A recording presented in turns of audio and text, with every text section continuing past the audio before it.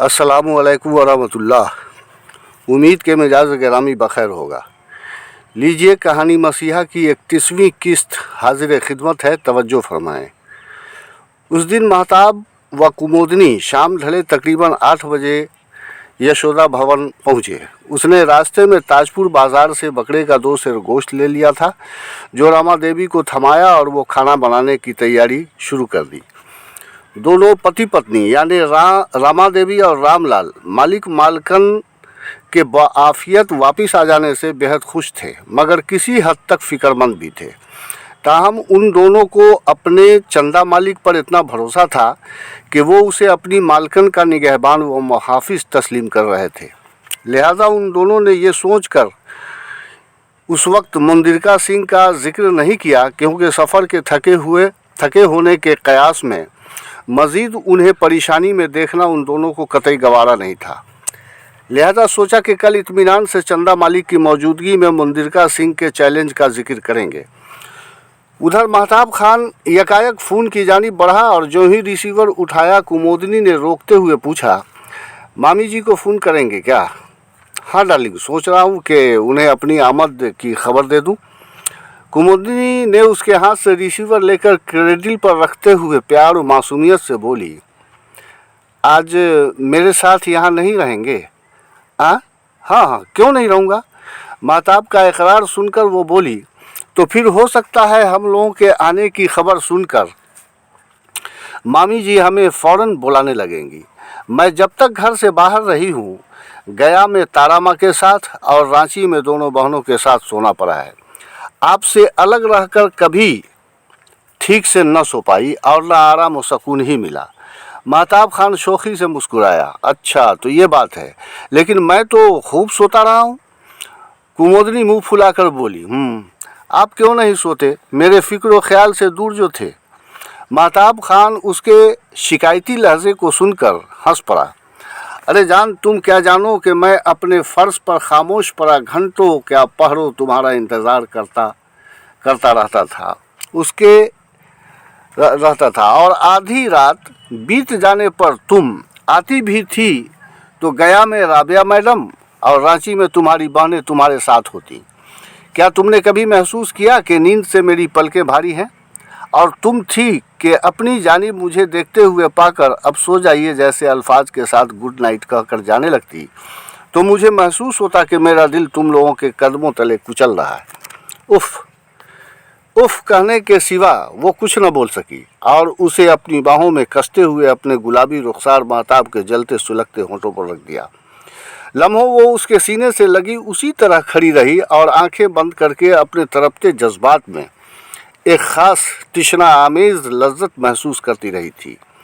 चंद लम्हों के तवक्कुफ़ के बाद सर उठाकर महताब की मासूम सूरत को बगौर देखा, जिस पर अपनी ही तमाम तर खुशियों और अरमानों की हसीन कलियां चटक रही थी।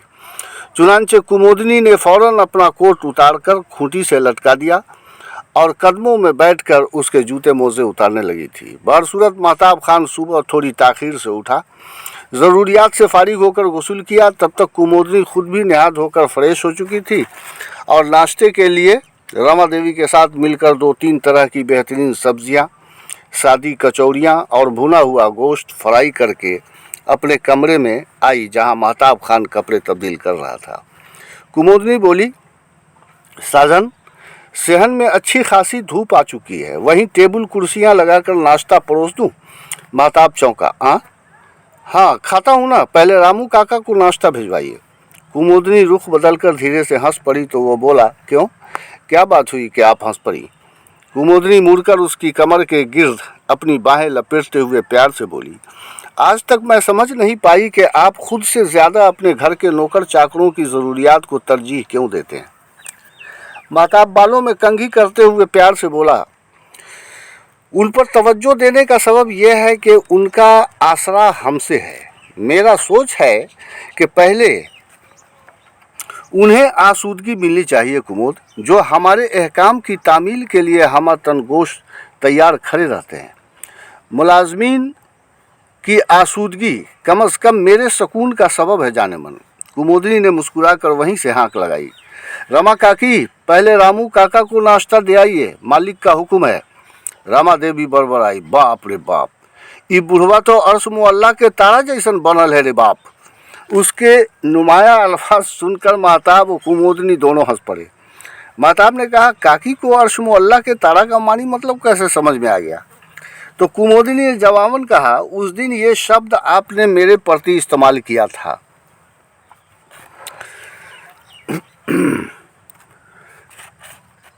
इस्तेमाल किया था ना, और जब आप चले गए तो काकी ने मुझसे पूछा था कि मालिक बाबू आपको क्या बोल रहे थे, तो मैंने इस ज़रबुल मिसल का अर्थ उसे समझा दिया था और वो बहुत खुश हुई थी। बहरहाल कोई निस्फ घंटे बाद नाश्ते से फारिग होकर सभी सेहन की धूप में बैठे चाय पी रहे थे कि रामलाल का इशारा पाकर रमा देवी ने कुमोदनी को मुखातिब किया और गांव के वकील कैलाश सिंह के साथ मुंदिका सिंह की आमद का जिक्र करते हुए सबों के दरमियान होने वाली बातें हर्फ ब हर्फ दोहराया तो कुमोदनी चंद लम्हों के लिए सोच में पड़ गई।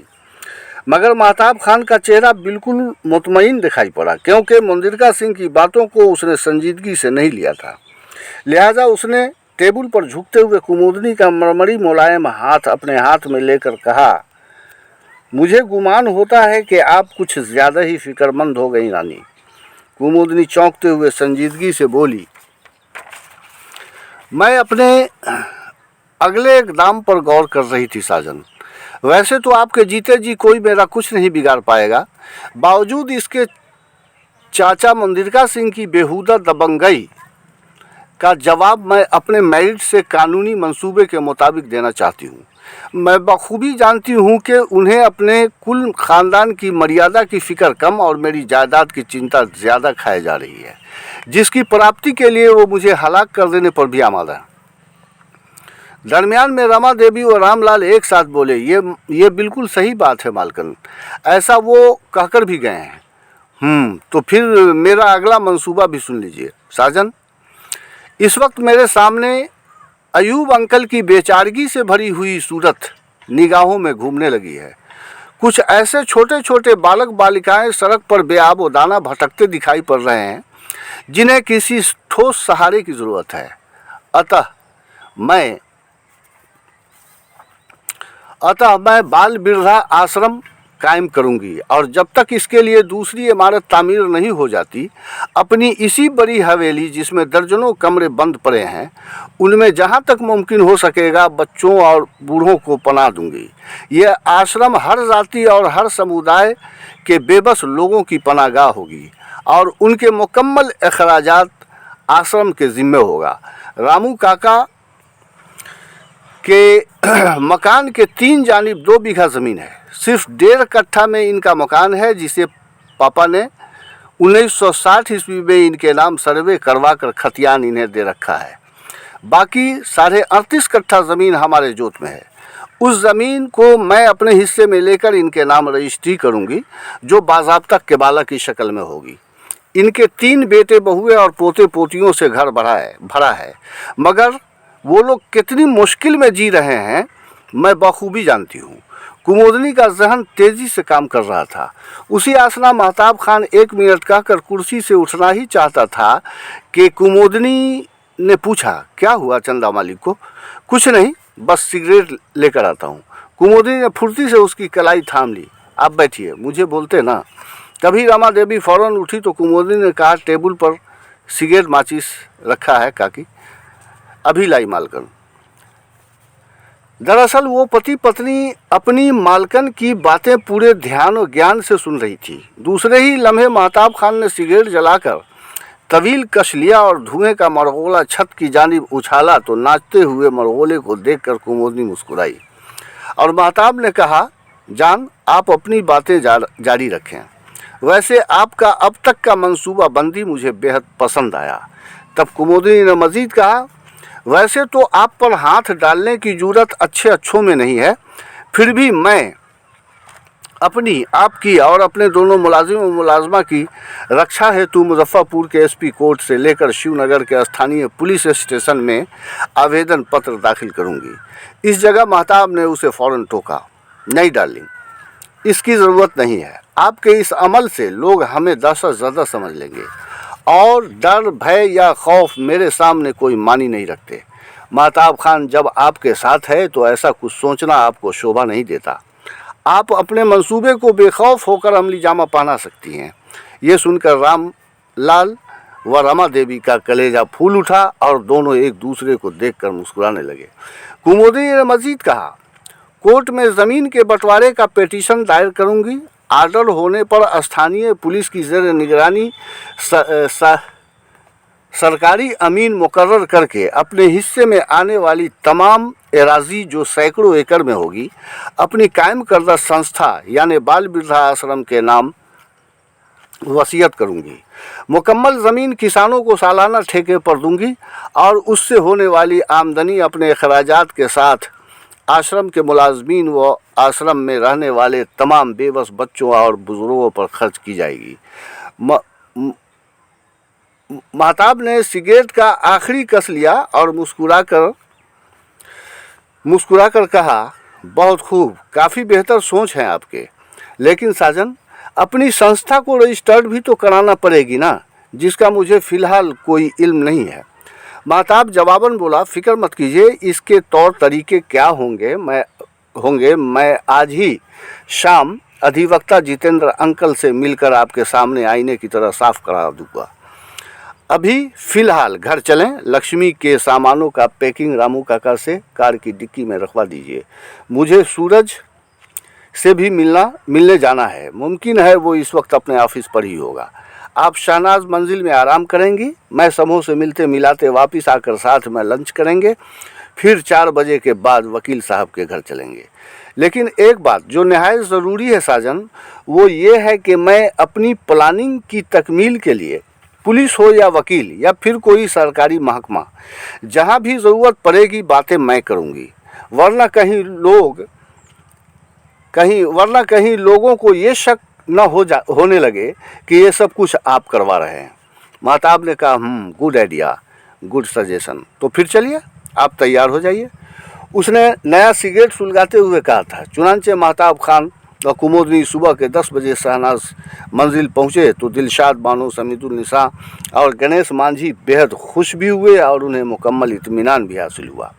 महताब आधा घंटा रुककर सूरज के ऑफिस पहुंचा तो वो मनीष और धर्मेंद्र के साथ कॉलेज जाने के लिए तैयार हो रहा था। महताब को देखते ही सभी मचल उठे। गर्मजोशी से मुसाफा करते हुए सूरज ने मुलाजिम से काफ़ी बनाने को कहा और फिर महताब से मुखातिब होकर पूछा, कब आए दोस्त? गुज़श्ता शब आया। गुड़िया वगैरह कैसी है? बिल्कुल ठीक है, धर्मेंद्र ने कहा। 10 मिनट और नहीं आते तो हम सबों से मुलाकात मुमकिन नहीं था। क्यों, क्या बात है? महताब के पूछने पर सूरज ने कहा, हम लोगों का फ़िलहाल फाइनल ईयर का एग्ज़ाम चल रहा है। अच्छा, ये बात है। महताब के अल्फाज के साथ ही मुलाजिम कॉफ़ी ले आया और सभी पीने लगे। सूरज ने गर्म कॉफ़ी की चुस्की लेकर महताब को गौर से देखते हुए कहा, यार चांद, आप महताब के अल्फाज के साथ ही मुलाजिम, यार चांद, आप इतने लंबे वक्त के लिए क्या गए? यहाँ हमारी निगाहों में पूरा शहर ही वीरान हो गया दोस्त।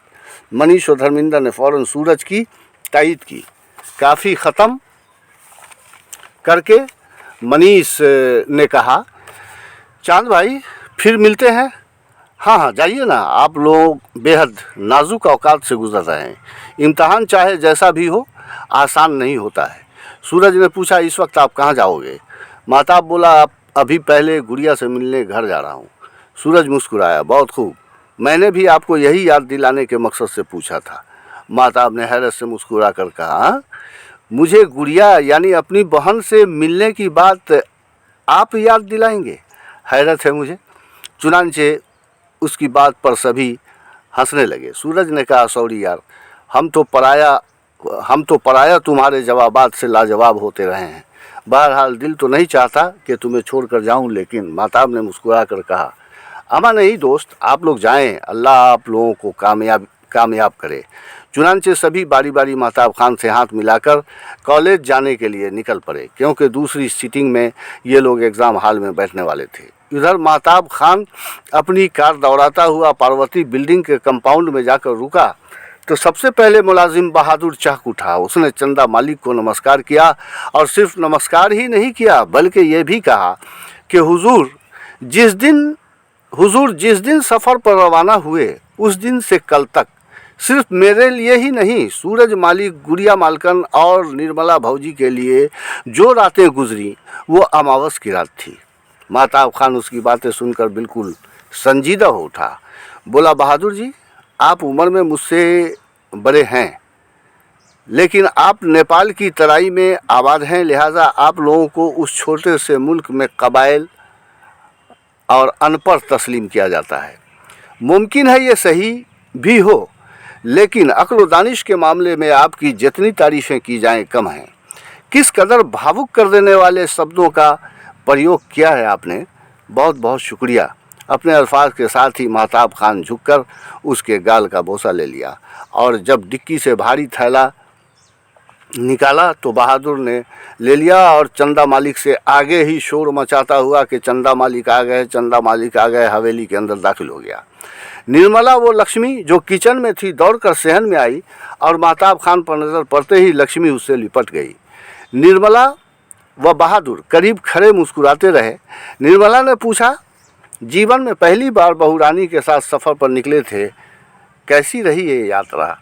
बहुत बेहतर भाभी, जितनी प्रशंसा की जाए कम है। लक्ष्मी ने फ़ौरन पैकेट खोला, उसके लिए लेडीज़ कोट और कीमती शॉल, निर्मला के फुल ऊनी स्वेटर और शॉल और बहादुर के भी फुल ऊनी स्वेटर और गर्म चादर देखकर सभी निहाल हो उठे। लक्ष्मी ने फ़ौरन कोट पहनकर अपने भैया को दिखाया तो महताब ने धीरे से हंसते हुए कहा, कुमोद ने अपने नाप से ख़रीदा है तो फिट क्यों नहीं आएगा? लक्ष्मी, निर्मला व बहादुर खिलखिलाकर हंस पड़े थे। महताब रांची से मंसूर पाक मिठाई लेकर आया था जो उन दिनों तो क्या आज भी बिहार में बहुत कम ही दस्तयाब है, लिहाजा बहादुर टूट पड़ा तो सभी हंस पड़े थे। इससे आगे चाय के दौरान लक्ष्मी और निर्मला से सूरज के अंदर तब्दीलियों की बाबत पूछा तो निर्मला ने चहकते हुए बताया कि ये सब आपकी मेहरबानी है चंदा मालिक, कि अब सूरज बाबू काफ़ी बदल चुके हैं, संभल चुके हैं। उनका पूरा ध्यान यानी तवज्जो अब बीबी जी और अपने काम पर ही रहता है। उनकी ज़िंदगी में अब न कोई उल जलूल लड़कियां हैं और न मिजाज में ऐसी वैसी शोखियाँ। काफ़ी परिवर्तन आया है। अब फजूल वक्त बाहर नहीं बल्कि घर में गुजारते हैं, वगैरह वगैरह। ये सारी बातें सुनकर महताब खान का सीना फ़ख्र से फूल उठा। उसने सिगरेट सुलगाते हुए कहा, अल्लाह का शुक्र है कि उसने मेरे दोस्त को हिदायत दी और इनकी जिम्मेदारियों का एहसास दिलाया। अब इन्हें अपने होने वाली पत्नी लक्ष्मी सिन्हा और घर गृहस्थी की मुकम्मल जिम्मेदारियों के साथ जीना है। इन दोनों को अल्लाह तबारक ताला दराज़ी उम्र बख्शे। बारसूरत पार्वती भवन से निकलकर वो मेडिकल स्टोर पहुंचा। जसीम, शमीम, रशीद व राजिंदर और चारों सेल्समैन उसे देखते ही खुशी से मचल उठे। शमीम ने कहा, भाईजान की गैर मौजूदगी के सबब हम लोगों की सांसें जो अटकी पड़ी थी रशीद भैया, वो अब खुलकर चलने लगी हैं। उसकी प्यारी बातें सुनकर सभी लोग हंस पड़े। इर्द गिर्द के कई दुकानदार भी अपनी अपनी दुकानों से निकलकर उसके करीब सिमट आए और दुआ सलाम के साथ सभी मुसाफा करने लगे। महताब ने फ़ौरन चाय का ऑर्डर किया और सारे लोगों ने चाय पी। फरागत के बाद भाई जसीम, राजिंदर और रशीद के साथ नई दुकान शुरू करने के सिलसिले में तबादला ख्याल हुआ। महताब ने कहा, यह जनरल स्टोर ऐसा होगा जिसमें सुई धागे से लेकर इंसानी ज़रूरियात की तमाम अशिया मौजूद होंगी। उसने जसीम से कहा कि तमाम मतलूबा अशिया की फ़हरिस्त तैयार करें ताकि उनकी कंपनियों और एजेंसियों से राब्ता कायम करके ऑर्डर की जा सके। जसीम ने इस बात में सर हिलाया तो शमीम को मुस्कुराते देखकर महताब ने कहा, आपके मुस्कुराने भर से काम नहीं चलेगा मियाँ शमीम, अपने भैया की मदद करनी होगी। वो तो मुस्तैदी से करता हूँ भाईजान। जसीम ने मुस्कुराते हुए आंखें दिखाई। चुप कर यार, जब तक यहाँ रहता है फास्ट फूड और मिठाई दुकान के चक्कर हर आधे घंटे पर लगाता रहता है। जसीम की घुड़की और शमीम की शर्मीली अदा पर सभी हंस पड़े और महताब उसे बाहों में लेकर उसका गाल चूमते हुए बोला, आपके मुताबिक अगर बहुत खाता है फिर भी तो फूलों की तरह नाजुकी है, मेरी तरह फौलादी कहाँ बन पा रहा है। जसीम ने कहा, आप जैसा बनना तो खैर मुश्किल है भाईजान। ये जब तक उल जलूल चीज़ें खाता रहेगा इसकी हालत ऐसी ही रहेगी। फिर क्या था, मियाँ शमीम ने शर्ट का आस्तीन चढ़ाकर अपने बाजू का मसल फुलाने लगा। उसकी हालत ऐसी ही रहेगी। फिर क्या था, मियाँ शमीम शर्ट का आस्तीन चढ़ाकर अपने बाजू का मसल फुलाने लगा तो महताब ही नहीं सभी कहकहा लगाकर हंसने लगे थे। बहरहाल महताब खान 1 घंटा मेडिकल स्टोर पर रुककर नई दुकान की प्लानिंग मुकम्मल की और घर वापस आकर अपनी ख्वाबगाह में कुमुदनी के साथ खाना खाया और थोड़ा आराम करने के बाद शाम 5 बजे कुमुदनी को साथ लेकर वकील जितेंद्र वर्मा के घर जाने के लिए निकल पड़ा।